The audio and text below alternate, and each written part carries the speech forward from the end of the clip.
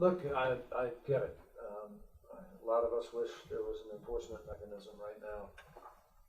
A lot of us have been fighting for one.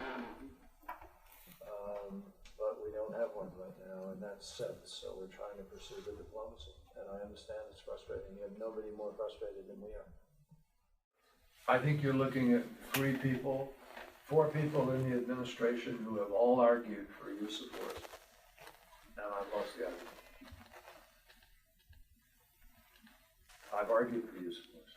I stood up, I'm the guy who stood up and announced we're going to attack us because of the weapons. And then, you know, things evolved into a different process. But the bottom line is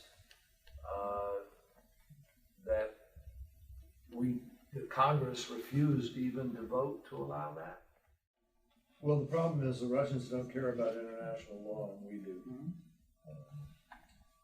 And we don't have a basis, our lawyers tell us, unless we have a UN Security Council resolution, which the Russians can veto and the Chinese, or unless we are under attack from the folks there, or unless we are invited in.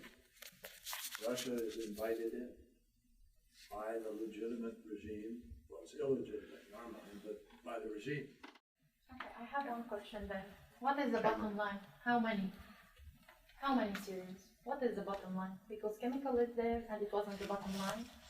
Hospitals, it was the title. You mean the red line? Yeah, no, what is the end of it? What we can do and it be the end of it? The problem is that, you know, you get quote enforcers in there,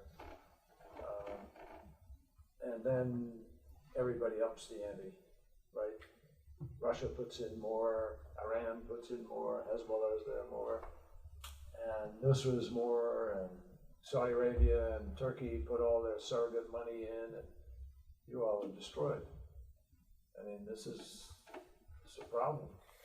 It's figuring out how do you get people to a place of being rational. And that's what we're trying to do. And we've been fighting. How many wars have we been fighting? We've been fighting in Afghanistan, we've been fighting in Iraq, we've been fighting, you know, in the region for 14 years. And a lot of Americans don't believe that we should be fighting and sending young Americans over to die in another country. That's the problem. Everybody who's registered as a refugee anywhere in the world can vote. Are they going to vote for Assad? Assad's scared of this happening. Very scared of this happening. We know this. We know this from intelligence, and we know it from the Russians. So, you know, democracy has some virtues, folks. So you think the only solution is for somebody to come in and get rid of Assad? Yes. That's the only solution.